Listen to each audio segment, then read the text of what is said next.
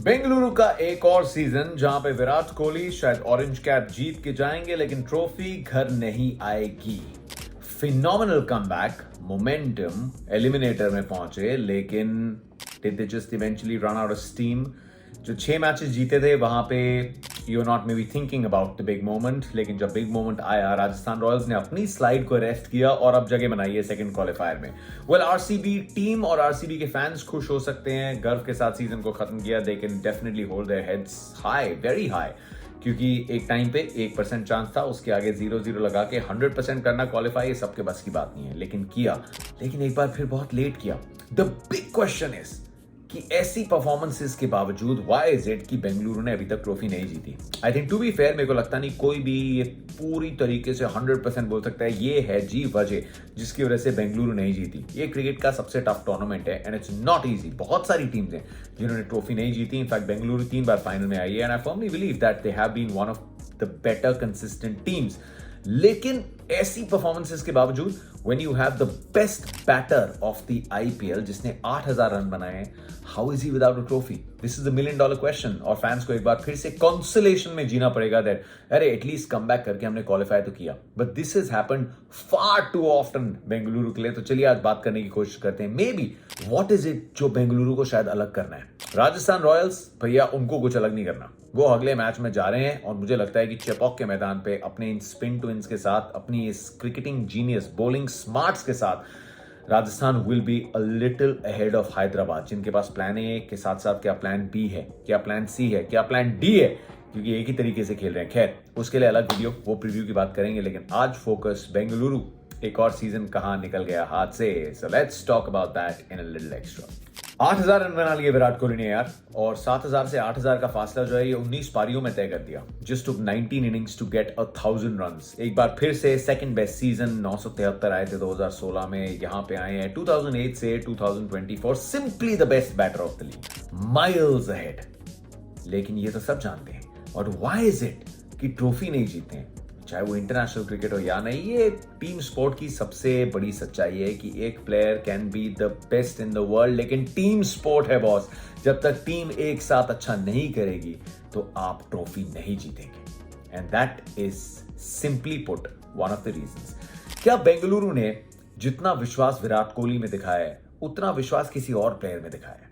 चलिए इस सीजन की बात करते हैं। Faf du Plessis is absolute world class. उनका फॉर्म वैसा नहीं था जो पिछले सीजन था, लेकिन अगर विराट और फैफ पे उतना डिपेंड करें तो भी डिपेंडेंसी 2 प्लेयर्स पे है। Cameron green was a very good trade off, लेकिन कैमरन ग्रीन का पूरे सीजन एक सेट रोल नहीं ढूंढा बेंगलुरु ने।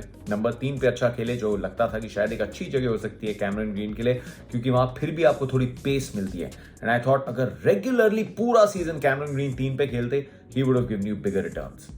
इस सीजन की सबसे बड़ी स्टोरी मेरे लिए विराट कोहली तो हर सीजन की स्टोरी रहते हैं, but the story was Rajat Patidar. उनके साथ थोड़ा जस्टिस किया बेंगलुरु ने। थोड़े मैचेस के बाद उनको 4 नंबर पे फिट किया और कहा आप खेलते रहिए।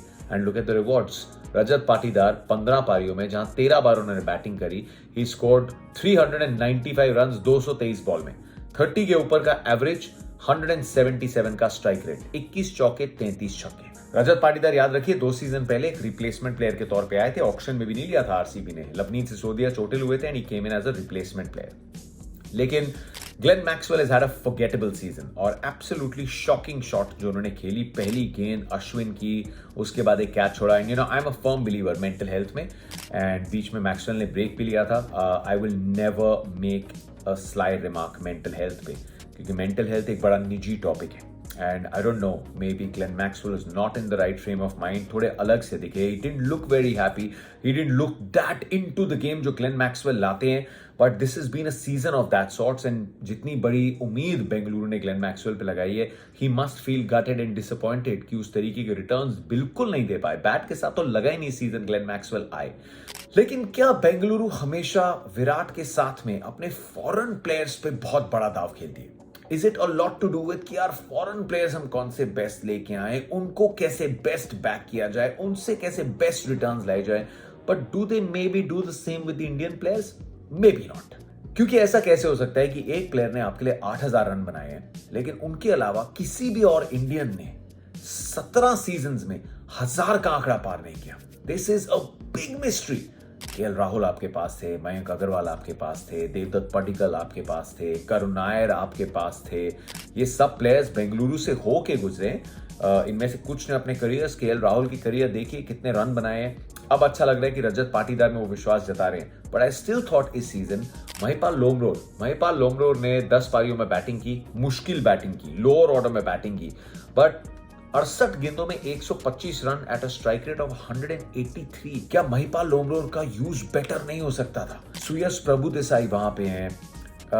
I just get a feeling कि बेंगलुरु सीजन के स्टार्ट में शायद फोकस अपने फॉरेन प्लेयर्स पे करती है, उसके साथ भारतीय प्लेयर्स जो 1 या 2 हैं जो पैकिंग ऑर्डर में आ गए हैं, they are there to play the role.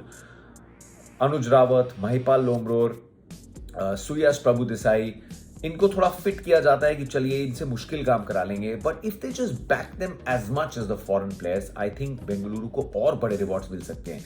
यही महिपाल लोमरोर जिन्होंने सिर्फ 68 गेंदें खेली, अगर इस सीजन थोड़ा ऊपर बैटिंग करते, जितना विश्वास मैक्सवेल में दिखाया, जितना विश्वास विल जैक्स में दिखाया, महिपाल लोमरोर ने युजवेंद्र चहल पे जो 2 छक्के लगाए वो कोई आम बैटर नहीं लगा सकता। तो इस सीजन अगर महिपाल लोमरोर ये 68 की जगह अगर 150 बॉल्स खेले होते, 200 बॉल्स खेले होते, तो क्वेश्चन वाज कि बेंगलुरु ने स्टार्ट अच्छा नहीं किया। So I just feel same with bowling. Yash Dayal, Mohammed Siraj में अब बाय डिफॉल्ट आपके पास 2 बहुत अच्छे पेसर्स मिल गए हैं। लॉकी फर्गुसन उतने इकोनॉमी से विकेट्स नहीं आई। स्टार्ट में आप रीस टॉपली के साथ गए, आप गए अल्जारी जोसेफ के साथ। विजय वैशाख एक गेंदबाज है, उनकी तरफ आप नहीं गए। आकाशदीप एक गेंदबाज है, उनकी तरफ नहीं गए। Karn Sharma in out of the team, आपके बेस्ट लेग स्पिनर थे, आप उनके साथ नहीं गए। स्वप्निल सिंह बहुत बाद में लेके आए। So is it a case of Bengaluru at the start of the season not knowing कि ये हमारे बेस्ट 10-11 प्लेयर्स हैं? चेन्नई जैसी टीम्स क्या कोशिश करती हैं कि सीजन के पहले आपको पता है कि 20-22 का स्क्वाड चाहे हो, लेकिन हमारे 10 ये बेस्ट प्लेयर हैं। अब ये अच्छा करे या बुरा करे, हम सारे मैचेस इनके साथ खेलेंगे। क्योंकि प्लेयर्स अगर फिर वो सिक्योरिटी के साथ खेलते हैं, और खास करके इंडियन प्लेयर्स को जब ये बैकिंग मिलती है, they will probably give you the runs and wickets. उनको चाहिए होती है शायद थोड़ी ज्यादा बैकिंग। और ऐसे में you know when there are maybe foreign coaches, वो पूरी तरीके से उनको इमोशनली नहीं समझ पाते, पूरी तरीके से शायद बैकिंग नहीं कर पाते। सो आई जस्ट थिंक इसमें रोल बहुत बड़ा है विराट जैसे खिलाड़ियों का, जो कि शायद बेहतर समझ सकते हैं इंडियन प्लेयर्स को, उनके इमोशंस को शायद थोड़ा और बैक भी कर सकते हैं। And I am sure that he is probably done it. लेकिन overall as a unit Bengaluru शायद अगर ये समझे कि चलिए हम अपने भारतीय प्लेयर्स पे ना उतना ही बड़ा दाव लगाते हैं जैसे हमने अपने पूरे करियर में लगाया है एबी डिविलियर्स पे, क्रिस गेल पे, विराट जैसे प्लेयर्स पे, I think they might just get more. क्योंकि टीमें अच्छी थी। अगर एक टीम 6 मैचेस साथ में जीत सकती है, तो वही टीम 1 या 2 और मैचेस जीत के हर बार एलिमिनेटर क्यों खेलती है? वो टॉप 2 में क्यों नहीं खत्म कर सकती? Because by the time RCB get this momentum, आधा सीजन निकल चुका होता है and it becomes a story of them fighting against the odds. तो मुझे सिर्फ ये लगता है कि अगर इंडियन प्लेयर्स और इंडियन क्वालिटी पे थोड़ा और दाव लगाए Bengaluru, results could be different. And remember, it is the Indian Premier League जिसमें टीम जो अच्छा करती हैं उनके Indian players will always hold them in good stead. और सिर्फ एक इंडियन प्लेयर नहीं, Virat Kohli is undoubtedly the best batter of the IPL, best batter Bharat में, बेस्ट बैटर इंटरनेशनल क्रिकेट में, no one can doubt that. लेकिन टीम स्पोर्ट है, and वहीं पे आई थिंक बेंगलुरु को थोड़ा टीम पे अगर और दाव लगाएं, भारतीय प्लेयर्स पे और दाव लगाएं, things could change. But for that, they'll have to wait for another season. And I'm hoping जब भी वो रिटेंशन आए, विराट कोहली के साथ साथ रजत पाटीदार का नाम उस रिटेंशन लिस्ट में हो। Cameron green is another player I think they can think for because उनका सीजन वाकई बहुत अच्छा रहा है। Faf du Plessis again is someone they'll have to ask कि क्या और 3 सीजन्स खेलेंगे? It comes down to his fitness and all of that. Anyway, mega auction for another day. I think Bengaluru have a lot of reasons to be proud of, लेकिन उससे ज्यादा a lot of introspection to do, क्योंकि 3 बार finals में आए हैं, qualify किया against the odds, लेकिन हर बार सिर्फ कंसोलेशन पे क्यों कहानी अटक जाती है? That is the big thing that they will have to ponder. आपकी क्या राय है? बड़े ऑनेस्ट अंदाज से, आई डोंट वांट वो क्रिटिकल गाली गलोच एंड ऑल दैट, मैं उसमें कभी विश्वास करता नहीं। क्रिटिकल एनालिटिकल असेसमेंट क्या है कमेंट सेक्शन में बताओ। एंड कांग्रेचुलेशंस टू राजस्थान और हैदराबाद और कोलकाता, जो टॉप 3 टीम्स हैं। नया चैंपियन नहीं मिलेगा इस लीग को, बट क्वालिफाई 2 के प्रीव्यू के साथ आई सी यू टुमारो।